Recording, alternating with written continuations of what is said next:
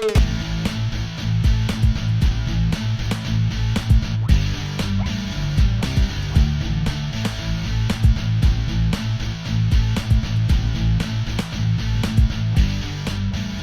noite, senhores. Como é que vocês estão?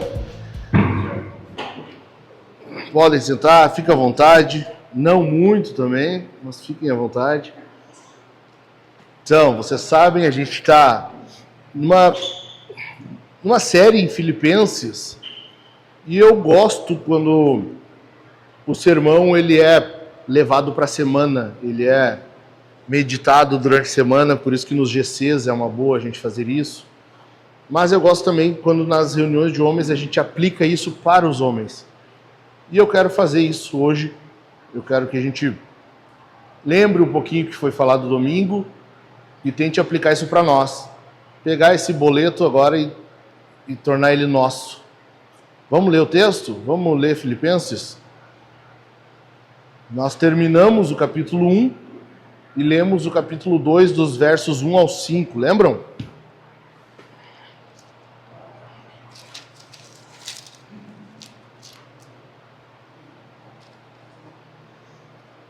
Diz assim o texto: acima de tudo, vivam de modo digno do Evangelho de Cristo, para que ou indo até aí para vê-los ou estando ausente, eu ouça a respeito de vocês que estão firmes em um só espírito, como uma só alma, lutando juntos pela fé do Evangelho, e que em nada se sentem intimidados pelos adversários, pois o que para eles é prova evidente de perdição, para vocês é sinal de salvação. E isso da parte de Deus. Verso 29, porque vocês receberam a graça de sofrer por Cristo, e não somente de crer nele. Pois vocês têm o mesmo combate que viram em mim, e que agora estão ouvindo que continuo a ter. Capítulo 2. Portanto, ou seja, o que nós fazemos com o que foi lido até agora? Se existe alguma exortação em Cristo, alguma consolação de amor, alguma comunhão do Espírito, se há profundo afeto e sentimento de compaixão, então completem a minha alegria, tendo o mesmo modo de pensar, tendo o mesmo amor e sendo unidos de alma e mente. Não façam nada por interesse pessoal ou vaidade, mas por humildade, cada um considerando os outros superiores a si mesmo, não tendo em vista somente os seus próprios interesses, mas também os dos outros. Tenham entre vocês o mesmo modo de pensar de Cristo Jesus. O que acontece aqui? A gente está claramente vivendo um período de solidão. Falei isso aqui no domingo, lembram? Solidão, a época que mais tem sido tocante para as pessoas no sentido de solidão é essa. Antes, solidão, saudade, acontecia com pessoas que estavam distantes, longe, né? Estava longe da família, ou tinha perdido alguém. Aí a pessoa se sentia solitária. Hoje tu tá na mesma sala e a pessoa está se sentindo solitária. É um mal da nossa época. Mas a gente tem um outro mal que tem sido sofrido também, que é uma facilidade de abandono. Vocês já perceberam isso? Relacionamentos hoje são facilmente desfeitos. A gente está num período em que é muito fácil a gente trocar palavras um pouquinho mais ásperas. Olha, então para mim não dá. E aí eu descarto nossa amizade, descarto o relacionamento. Não é bom assim, não é confortável, então eu vou viver minha vida, tu segue a tua. E isso tem sido frequente em casamento, em amizade, filhos com pais. Vocês percebem isso ou é só eu? Né? Cara, não vamos muito longe. Hoje é quarta. Ontem, eu estava lidando com um caso assim. Relacionamento desfeito, problema, sabe? E o que acontece? Esses sentimentos de solidão, eles tendem a ser mais aflorados daí. Entendeu? É um mal da nossa época. Tem sido frequente isso.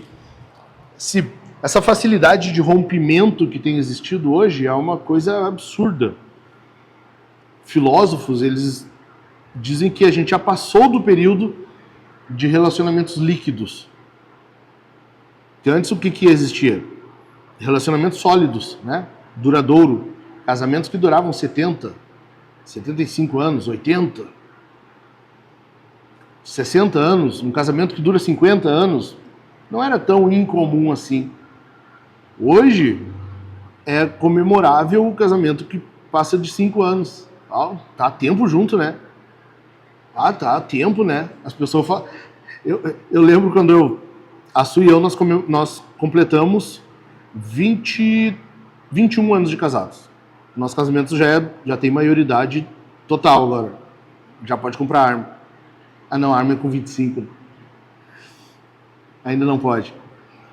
No Brasil é estranho isso, né? A pessoa tem maioridade para algumas coisas depois dos 18, para outras depois dos 21 e para outras depois dos 25. Daí uma arma, por exemplo, tu não pode. Mas tu pode fazer um concurso que te dá o direito de ter um porte, daí automaticamente tu já cria uma maturidade que tu pode ter uma arma. Um brigadiano, tu faz concurso para brigada, daí tu pode ter uma arma. Então, é Brasil, né? Enfim, nós estamos há 21 anos há 21 anos casados. Eu lembro quando nós tínhamos em torno de 10 anos, eu não lembro se era 10 ou 11, e eu comentei isso com alguém, e eu já, com a perspectiva, né, de, nós vamos muito mais. E eu comentei, a pessoa, nossa, quanto tempo vocês estão juntos. Hoje é surpreendente tu falar isso.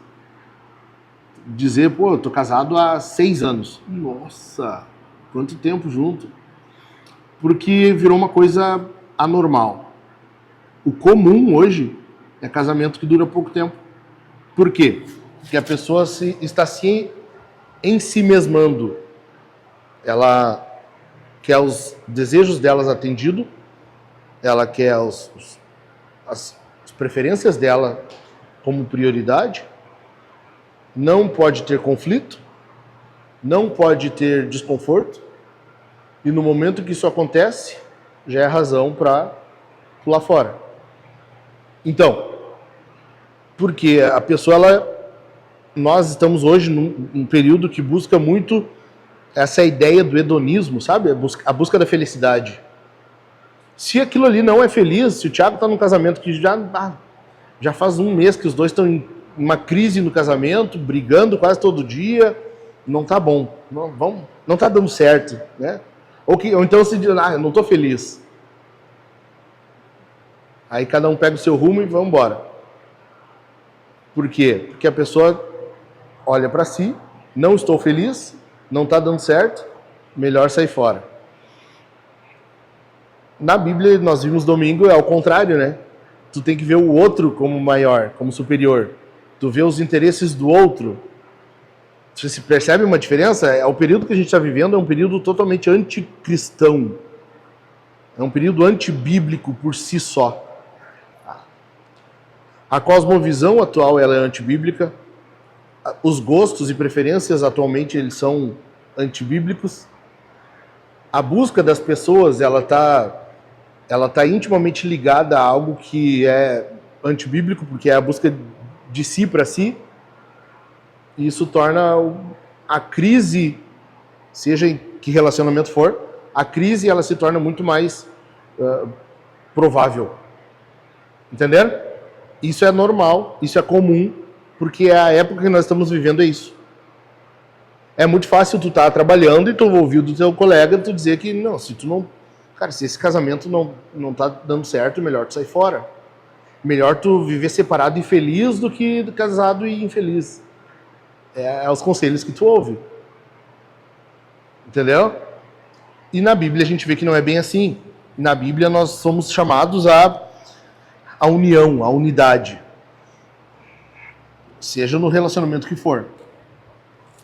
Tanto que, mesmo ao não cristão, nós também temos o dever de chamá-los à unidade, convidando-os a Cristo, chamando eles ao arrependimento, a crer no Senhor, porque isso fará com que eles sejam ligados a nós em um só corpo, e nós seremos unidos.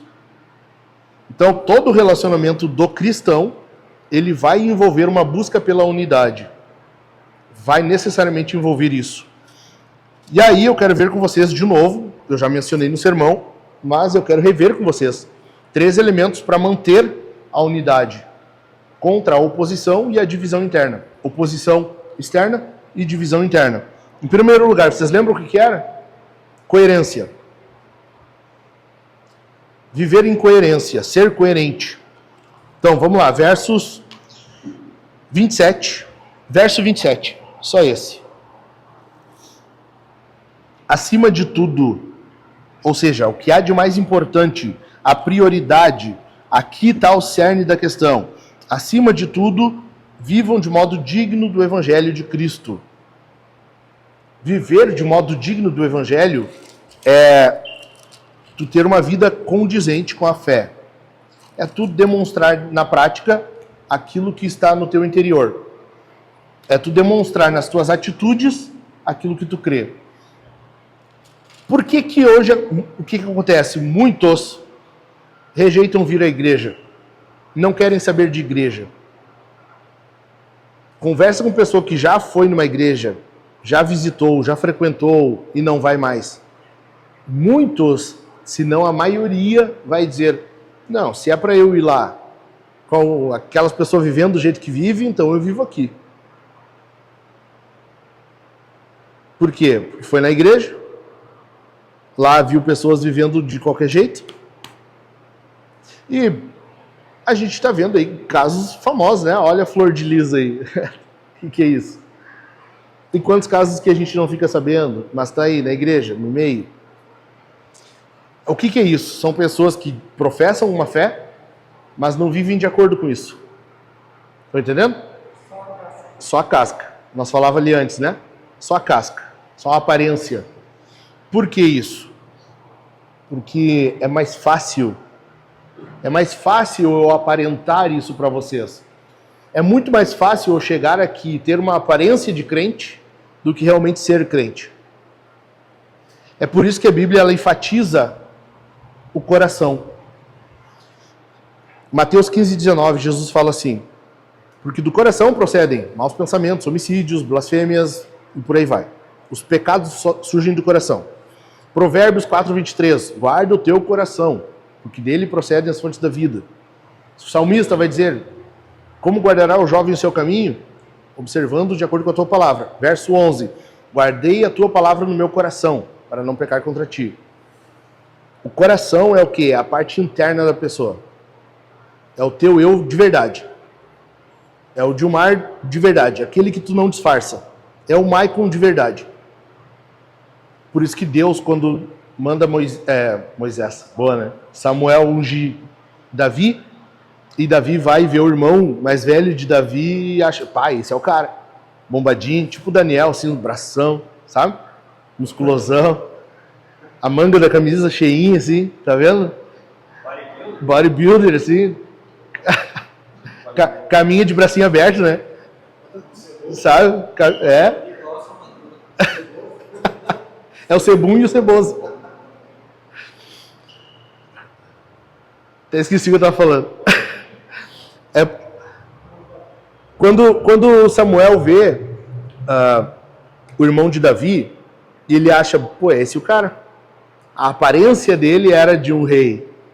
Era de um cara, pô, esse tem tudo para ser rei. Só não é porque está perdendo tempo. O que Deus fala? Não, porque eu vejo o coração. A aparência, cara, a gente consegue disfarçar. A gente consegue, eu consigo chegar aqui, cantar, erguer os braços.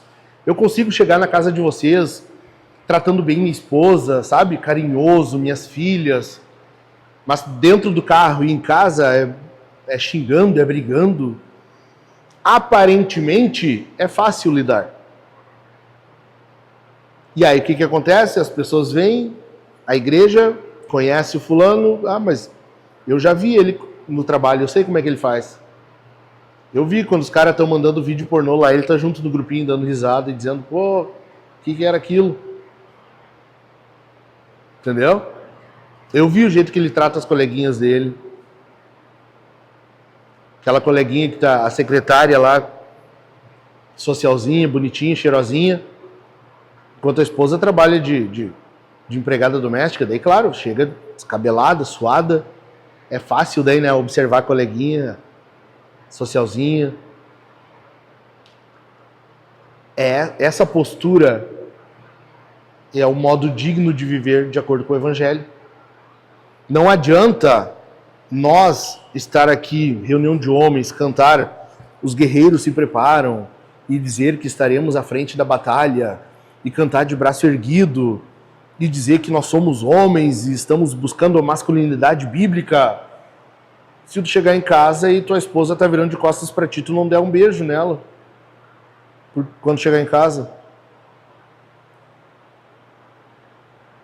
Entendeu? Não adianta nós viver uma aparência aqui, tu ser uma coisa, mas amanhã depois a tua esposa vir reclamando que tu tá sendo rude com ela, briguento. Ou então, um cara que não condiz com o cristão que diz ser. Isso faz... sabe qual é o problema disso? Enquanto é o não cristão, o de fora, o adulto, ele vê isso e ele só vai dizer assim, se é para ir na igreja, assim, eu não vou. Mas a Bíblia diz assim, pais, não provoquem seus filhos a ira. Sabe o que é ali provocar a ira? Uma das coisas é o filho ver o pai e o pai dizer, faz tal coisa, mas o pai não faz isso. Provocar o filho a ira é o que os filhos vão chamar de hipocrisia. Meu pai é um hipócrita, porque ele fala, ele prega, ele faz isso, na igreja ele diz que tem que viver assim, mas dentro de casa isso é pegar os filhos com as próprias mãos e botar no inferno. Não condiz com a fé que professa. Entendeu? Vivam de modo digno do Evangelho de Jesus Cristo. Viver de modo digno do Evangelho de Cristo é tu só ser pautado por aquilo que tu crê. Lembra quando o Apocalipse diz assim, aquele que está sujo, suje-se mais. Por que isso? Cara, não vale a pena estar aqui vivendo como um não cristão, tendo atitudes de não cristão. Não! Se é para ser assim, faz o que está no coração, se enlouquece. Quem está sujo, suje-se mais. Tu só vai viver de acordo com aquilo que tu acredita. Se é para estar aqui, tem que estar com o coração nisso aqui, se doar nisso aqui. É querer estar aqui. Ontem eu estava conversando com o Dani e nós estávamos falando sobre isso. É tu ver isso aqui, não como uma igreja na qual tu participa e o pastor ele tem que cuidar e trabalhar e ele... Não, isso é de vocês. Eu não sou empregado da igreja. Não sou e nunca serei um empregado da igreja. É por isso que eu não sou o único que vou trabalhar aqui. É por isso que semana passada eu falei, né? Eu não posso ir hoje lá abrir o prédio e o Thiago na mesma hora se dispôs, pastor, eu estou na volta, eu vou lá. Não tem como ver isso aqui e achar que eu tenho que fazer, eu vou vir abrir o prédio, eu vou receber as coisas, eu vou trabalhar, eu vou fazer. E vocês vêm no domingo, cantam de mãozinha erguida, voltam para casa bem e era isso. Somos todos cristãos, crentes. Não é assim. Isso aqui é de vocês, é a igreja na qual nós somos os homens protegem, cuidam da igreja. A igreja tem que ser cuidada pelos homens. E a igreja, eu tenho certeza, a igreja, Jesus chamou a minha igreja, esse aspecto feminino, a noiva do Cordeiro, a noiva de Cristo, justamente para ter esse ar de vaso frágil, que Pedro vai falar em 1 Pedro 3. O vaso mais frágil, para que a gente tenha, de fato, essa visão de fragilidade e que nós nos empenhemos por cuidar, zelar, proteger. Se não for assim, cara, vai viver no mundo. Vai viver no mundo aqui. Se vocês não sabem, eu fui taxista, então eu trazia corrida direto. Aqui na frente, um pouquinho para lá, tem um puteiro ali. Vai ali, cara. Não compra carne e gasta vir trazer aqui para comer com a gente. Vai ali, gasta ali. Se enlouquece no mundo. Quem está sujo, suje-se mais. Não vem aqui se não for para estar com o coração aqui. Com o coração na ponta da chuteira. Entendeu? Professar uma fé, dizer que faz parte da igreja, e a igreja é esse corpo, mas não se doar por ela, é não condizer com a fé que tem. Em segundo lugar, é necessário cooperação. Verso 27, final do verso. Para que ou eu indo até aí vê-los, ou estando ausente, eu ouço a respeito de vocês, que estão firmes em um só espírito, com uma só alma, lutando juntos pela fé do Evangelho. Verso 28, primeira frase, e que em nada se sentem intimidados pelos adversários. Essa cooperação, essa visão de unidade que eu falei no início. Se não for para ser assim, aí a gente vive de acordo com o mundo. Solidão, sabe? Rompimento fácil. Porque a cosmovisão mundana hoje, ela prega isso. Ela prega isso. Não tá bom, vai embora. O Estado está facilitando isso. Há pouco tempo atrás, não faz tanto pouco tempo assim, mas há algum tempo atrás, para cá, o Estado permitiu agora o divórcio não só no tribunal, pode ser em cartório. Facilitou, entendeu? Quer divorciar, quer pisar, quer sabe, dar no pé? Vai. Tá fácil. Tá bem fácil. É só ir. Ai, não tô feliz, pastor. Não tá legal. Cara, vaza. Só não fica enganando, não fica fazendo de conta. Não fica tornando esse povo aqui dividido. Porque onde tem um corpo e um membro quer se afastar, está decepando, está causando uma divisão. E Paulo está dizendo que nós temos que ter o mesmo modo de pensar. Nós temos que ser unidos em pensamento, unidos em um só espírito com uma só alma, lutando juntos pela fé do Evangelho. Ou seja, quer dizer que essa cooperação mútua, ela vai resultar em unidade, mas para resultar em unidade tem que haver um propósito definido. Fazem, acho que 2 sextas-feiras, né? Nós tivemos a reunião aqui. E eu apresentei a visão da igreja para esse ano. O que é isso? Ó, eu estou mostrando para vocês o propósito. Nós vamos lidar com isso aqui esse ano. É isso aqui. Nós lemos, eu acho que foi ontem, hoje, né? O resumo do livro que a gente está lendo. O Stetzer fala, cara, é essa visão. Trabalhem com essa visão. É essa visão que nós vamos trabalhar. Se tu não concorda, cara, não precisa estar aqui. Não precisa. Agora, se está aqui, vamos pegar junto. Vamos trabalhar junto. Vamos ser unidos. Por quê? Porque isso agrada a Deus e isso causa o avanço, ou facilita o avanço do Evangelho. Que é o grande propósito de Paulo, lembram? Paulo fala no versículo 18 do capítulo 1, nós vimos isso. Seja como for, me agrada, me alegra saber que o Evangelho está avançando. Jesus está sendo pregado. Se a gente conseguir isso, aqui, que o Evangelho avance, mas para isso, nós temos que ser unidos, essa cooperação. Um só espírito, uma só alma e pensamento. Entendido? Essa cooperação, ela é típica da igreja. Por quê? Porque isso aqui tu não vai ver numa empresa. Numa empresa todos trabalham para um mesmo propósito, ou um produto, mas as pessoas estão recebendo para aquilo ali. Nós já recebemos. A salvação já é nossa. Entenderam? Tudo que vem a reboque é bênção de Deus, é graça, a gente não merece. A gente já recebeu o pagamento. Nós estamos trabalhando agora por algo que já foi recebido. Só na igreja tu vê isso.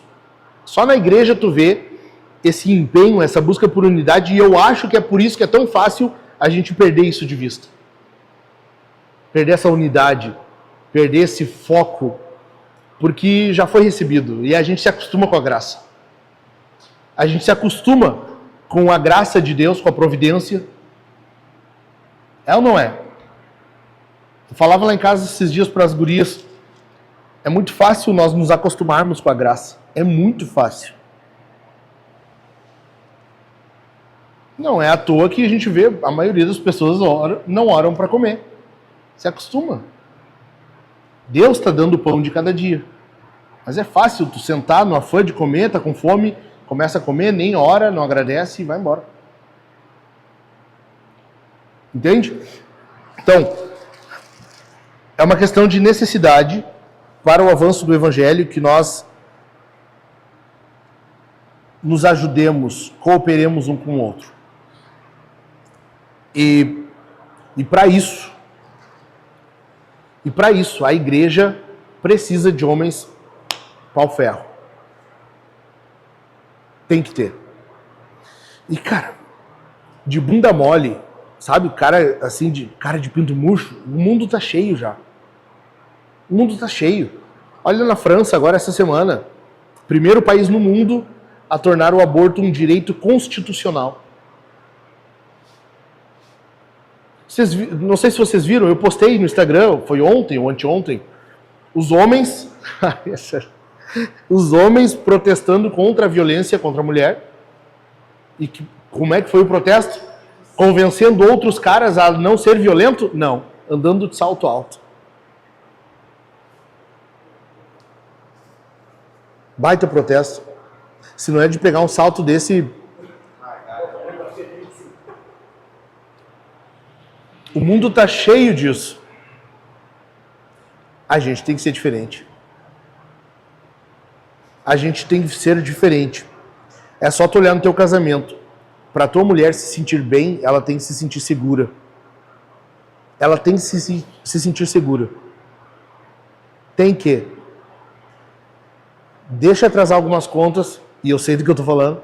Deixa atrasar algumas contas para tu ver como elas já ficam ansiosa, nervosa. A mulher precisa se sentir segura para ela estar bem. Na igreja nós precisamos disso. Homens que tornem a igreja segura. Homens de verdade. Pau-ferro. Caras que vão pegar junto. Caras que olham para isso aqui e vejam como responsabilidade sua. De direito, o brasileiro sabe muito bem. Ah, isso é meu direito. Mas e os deveres? E as responsabilidades? Nós temos que olhar para isso aqui. Para o prédio e para o povo. Não um, não outro. Os dois. O prédio e o povo. E ver como responsabilidade nossa. De bunda mole o mundo está cheio. A gente não precisa de homens bunda mole aqui. Não dá. A igreja precisa de caras firmes. Caras que vão se empenhar. Batalhar por ela. Não sei se vocês chegaram a ver, mas na Europa toda, mas muito mais em Londres, o islamismo está crescendo. O islamismo está crescendo lá. Sabe por quê? Porque eles estão conquistando os jovens. Os jovens estão sendo convertidos ao islamismo. Porque se tu olha para a sociedade, olha para os homens, e olha para os homens cristãos, inclusive, tu vê o que lá? Um bando de fresco. Um bando de fresco. Um bando de frouxo. O que eles querem? E o que eles precisam? De um propósito. Algo pelo qual viver. O islamismo está dando isso para eles. Ó, aqui tu pode ser homem. Homem aqui se mata, literalmente, pelos outros. E mata os outros também, mas eles dão um propósito. Entendeu? E o que está acontecendo? Inúmeros. Mas, cara, é assim, é estrondoso. O número de jovens rapazes se convertendo ao islamismo. Porque eles olham para o Islã, eles estão vendo homens. Os caras estão firmão lá. É uma idolatria, estão adorando um demônio, estão totalmente enganados. O Deus deste século cegou o entendimento dos incrédulos, mas eles estão firmes na dele e eles não abrem mão daquilo ali. Então os caras olham, é um homem barbudo, firme, casado, fazendo filho para mais de metro, tem o trabalho dele, cuida da família dele, é isso. Os caras estão sendo atraídos para isso. Enquanto o resto do mundo, ou no Ocidente, a gente vê o quê? Homem desfilando de salto alto em protesto. E o mais surpreendente não é o protesto em si. O mais surpreendente é tu olhar o vídeo e tu ver que tem uns caras lá que caminham meio direitinho, né? Parece que não foi a primeira vez que eles andaram de salto alto. O mais surpreendente é isso, é tu olhar e tem uns caras que sabem andar de salto ali. Tu já fez isso antes.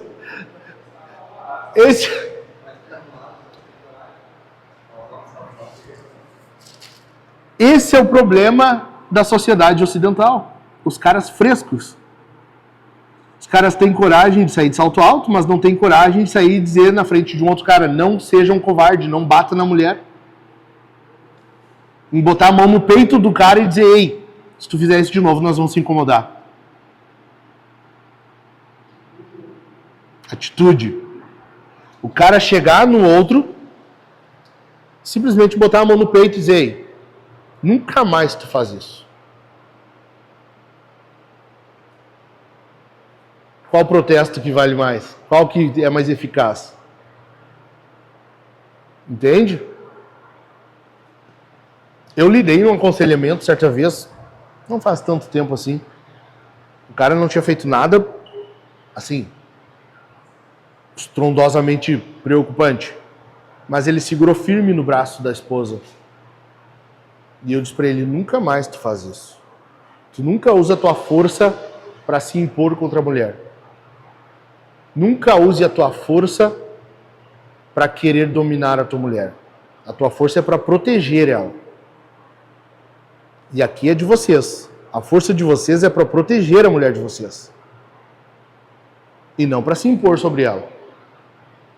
No dia que eu souber que um de vocês foi falando alto pro lado da esposa, de peitinho estufado, querendo ir para cima dela, vencendo no tamanho, eu vou ser o primeiro a fazer a mesma coisa com vocês.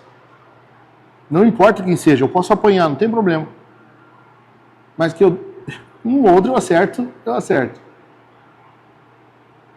Nós vamos ter problema. E eu vou ser o primeiro a ir denunciar na polícia. O homem não pode usar a força contra a mulher. Ele tem que usar para defender a mulher. Amém? Amém.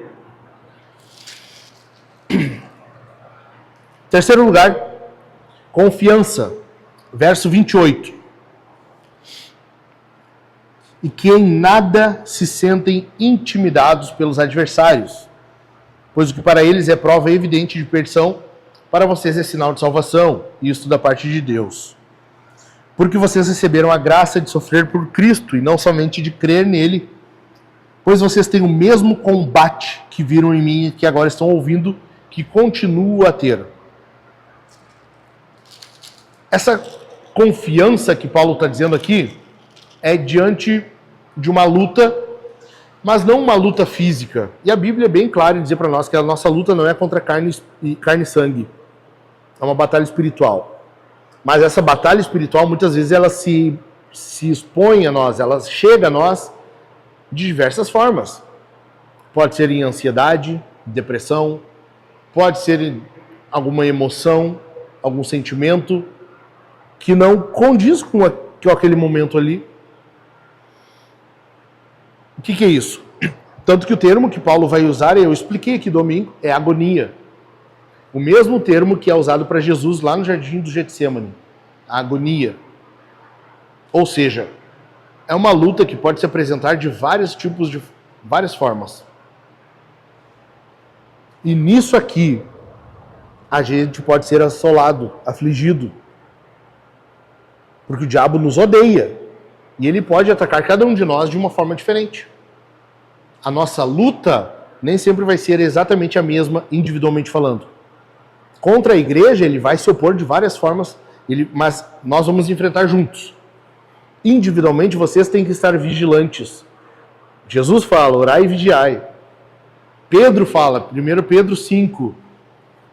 Eu falei sobre isso, lembram? Na última reunião que nós tivemos, se eu não me engano, lá em cima no quiosque, lá em casa. Para estar atentos. Sede sóbrios e vigilantes. Lembram?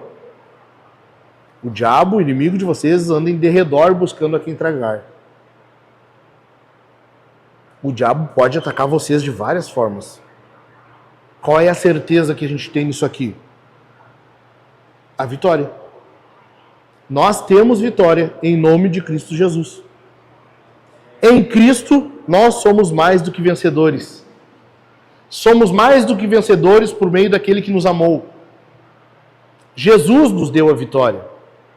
Aquele preço que eu falei, aquilo que nós já recebemos, a salvação, já é a nossa vitória, é a garantia. Paulo vai dizer que ter o Espírito Santo é o penhor. Nós temos o penhor em nós. Como que tu sabes se tu é salvo? Como saber se tu é salvo? Como ter certeza da salvação? Paulo fala em... Agora eu não lembro se é Romanos ou Coríntios.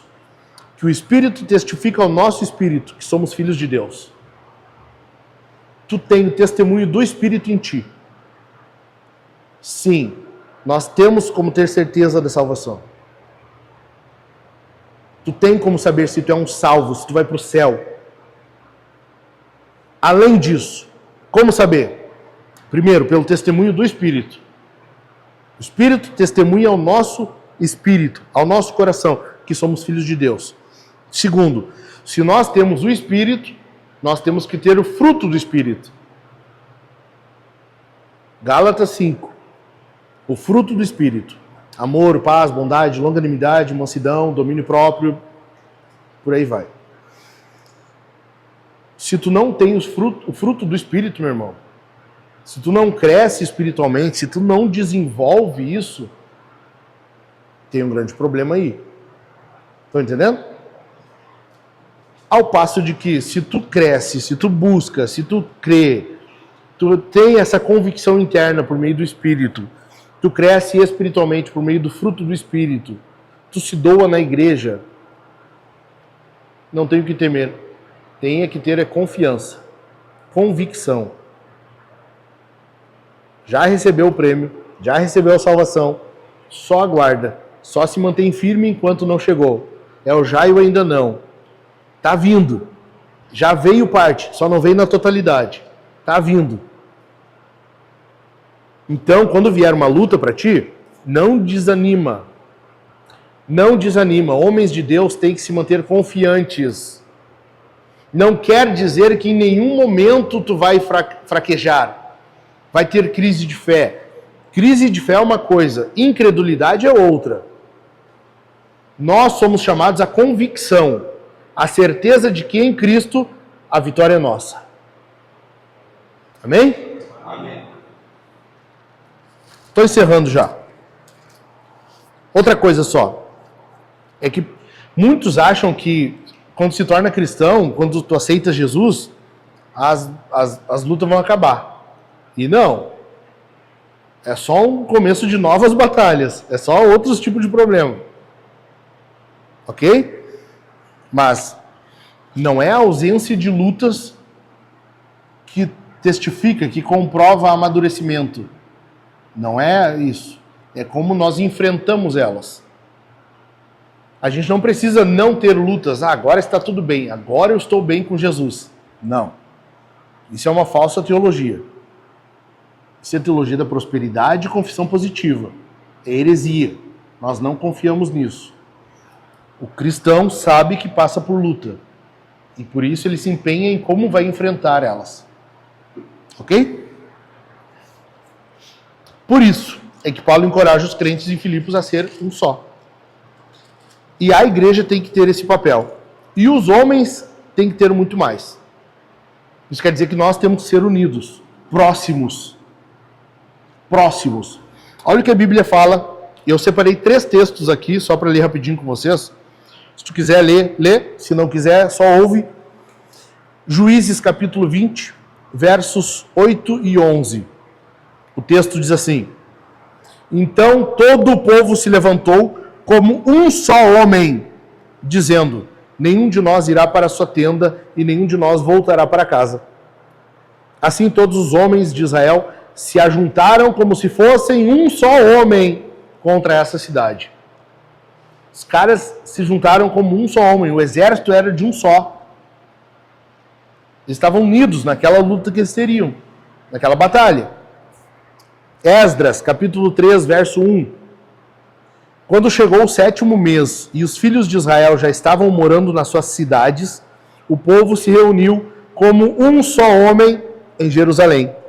Neemias, provavelmente falando da mesma situação, Neemias, capítulo 8, verso 1, diz assim: Quando chegou o 7º mês e os filhos de Israel já estavam morando nas suas cidades, todo o povo se reuniu como um só homem na praça, diante do portão das águas, e pediram a Esdras, o escriba, que trouxesse o livro da lei de Moisés que o Senhor havia ordenado a Israel. A função nossa como homens da igreja é ser como um só homem para defender a igreja e avançar com o evangelho.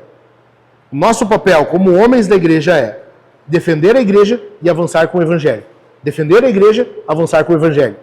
Defender a igreja, avançar com o evangelho. Entendeu? Nós protegemos a igreja e avançamos com o evangelho. É como se nós estivéssemos todos embraçando o escudo, lado a lado, as mulheres e crianças atrás, e nós fôssemos aqui, defendendo e avançando. Defendendo e avançando. Defendendo e avançando. E eles vêm vindo, acompanhando nós. A ideia é essa. Os homens têm que ter essa mentalidade, essa função, esse propósito de ser como um só homem, defender a igreja e avançar com o evangelho. Entendido? Então, para encerrar, homens de Deus, eles não cedem à cosmovisão do mundo. Hoje é orgulho, é tu se ensimesmar, é tu pensar na tua felicidade, nos teus desejos, tuas preferências, tua felicidade tem que ser a tua grande busca. Isso faz o quê? Aumenta o orgulho. E eu falei, o orgulho foi algo incentivado desde o jardim. A serpente já veio com esse propósito. Nós não podemos ceder a isso.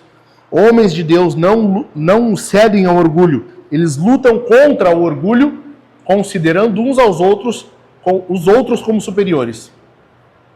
É o que o texto diz para nós aqui. Considerando o outro como superior. E para isso, nós temos que ter em mente que vai vir tempos mais difíceis.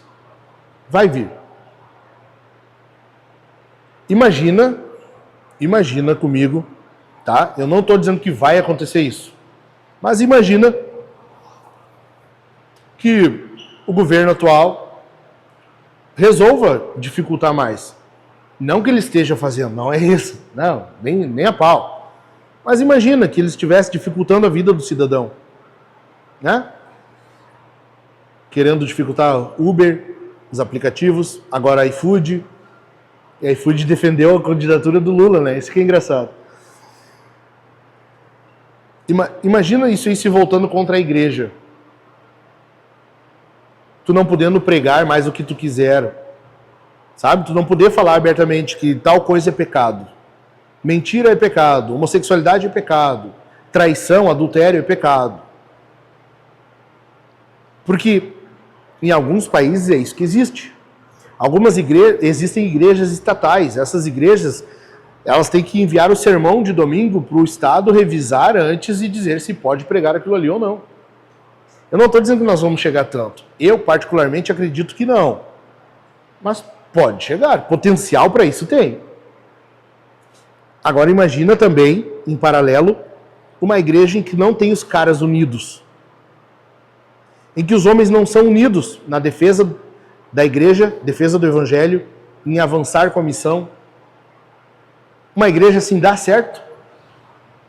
Não tem como dar certo. Não tem como dar certo. E pode não chegar tanto, mas mais difícil é certo que vai ficar. A gente está vendo acontecer. A gente está vendo acontecer. Esse Estado, eu digo o governo, ele tem sido anticristão do início ao fim. Gravem isso. E não é porque eu não gosto do PT, eu não gosto do Lula, não é isso. Também, mas não é só isso. Não é por isso só. É porque eles têm se mostrado assim. Ele tem se mostrado anti-igreja. Na campanha, o que o Lula falou? Não, eu particularmente sou contra o aborto, eu não vou apoiar uma coisa dessa. O que nós vimos agora há pouco tempo atrás, semana passada? O governo, um órgão do governo, lançando orientação para o Ministério da Saúde, liberando o aborto até 9 meses. Até 40 semanas. Sim, era aborto para mulheres que fossem estupradas, mas não precisava ter registro, boletim de ocorrência. Entende? Como que um Estado desse, como que um governo desse vai apoiar a igreja? É óbvio que vai chegar um tempo que vai afunilar a coisa. Se a gente não tiver firme, caras, nós vamos ceder. Nós vamos desanimar e vamos dizer, melhor então não pregar mesmo.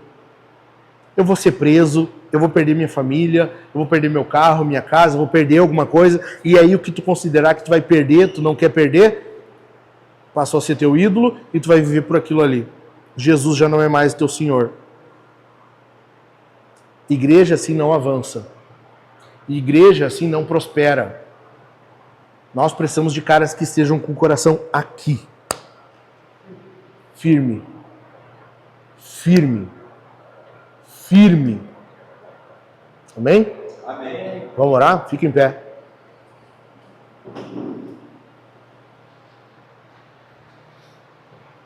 Por outro lado, eu quero dizer que eu estou muito encorajado com vocês.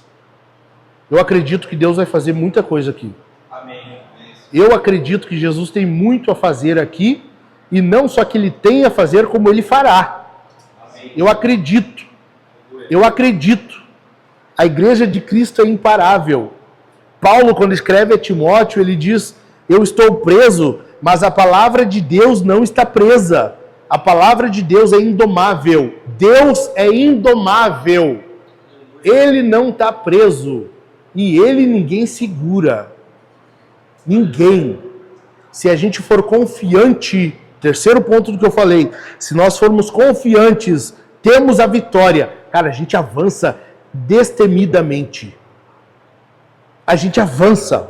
Azar que vai ter oposição, azar do governo se vier contra nós, azar do que acontecer. A nossa postura é de condizente com a nossa fé. É condizente com a nossa fé.